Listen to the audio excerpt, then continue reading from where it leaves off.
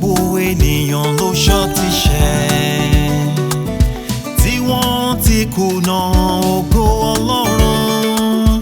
Ọlọ́run fìfẹ́ ńlá rẹ̀ hàn. Nígbà tá a jẹ́ ẹlẹ́ṣẹ̀, Jésù kú fún wa. Ẹ̀bùn ọ̀fẹ́ Ọlọ́run ṣàníyè tí kò ní ìpẹ̀kun. Nínú Jésù Olúwa wa. Ọlọ́run fẹ́ràn aráyé tó bẹ́ẹ̀ gẹ́, ó fọmọ bíbí rẹ̀ kan ṣoṣo fún aráyé. Pẹ́nikẹ́ni tó bá gbà á gbọ́ má bá ṣègbé, ṣùgbọ́n yóò níyè àìnípẹ̀kun.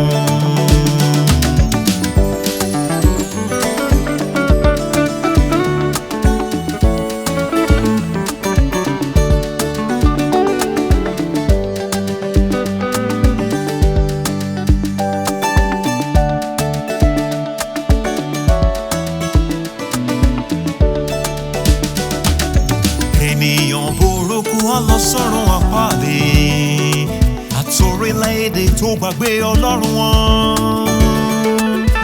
Ọlọ́run kò fẹ́ kéènìyàn ṣègbé, bí kò ṣe pé kó ronú pìwàdà kó yè o.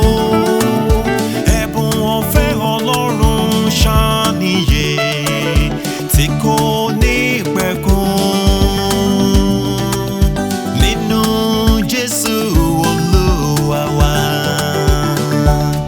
Ọlọ́run fẹ́ràn aráyé tó bẹ́ẹ̀ gẹ́, ó fọmọ bíbí rẹ̀ kan ṣoṣo fún aráyé. Pẹ́nikẹ́ni tó bá gbà á gbọ́ má bá ṣègbé, ṣùgbọ́n yóò níyè àìnípẹ̀kun. Ọlọ́run fẹ́ràn aráyé tó bẹ́ẹ̀ gẹ́, ó fọmọ bíbí rẹ̀ kan ṣoṣo fún aráyé. Pẹ́nikẹ́ni tó bá gbà á gbọ́ má bá ṣègbé, ṣùgbọ́n yóò níyè àìnípẹ̀kun.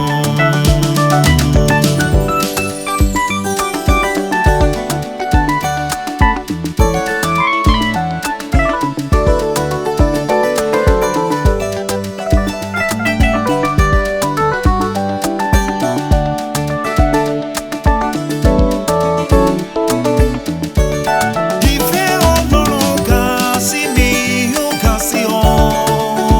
Àfi bí ṣolóore nìkan la wí pé òun ò mọ̀ọ́re. Tolúgbàlà wá ṣe, jọ̀wọ́ má fi bí ṣolóore rẹ̀ gbà Jésù lólúwa. Ọlọ́run fẹ́ràn aráyé tó bẹ́ẹ̀ gẹ́, ó fọmọ bíbí rẹ̀ kan ṣoṣo fún aráyé. Pẹ́nikẹ́ni tó bá gbà á gbọ́ má bá ṣègbé, ṣùgbọ́n yóò níyè àìnípẹ̀kun. Ọlọ́run fẹ́ràn aráyé tó bẹ́ẹ̀ gẹ́, ó fọmọ bíbí rẹ̀ kan ṣoṣo fún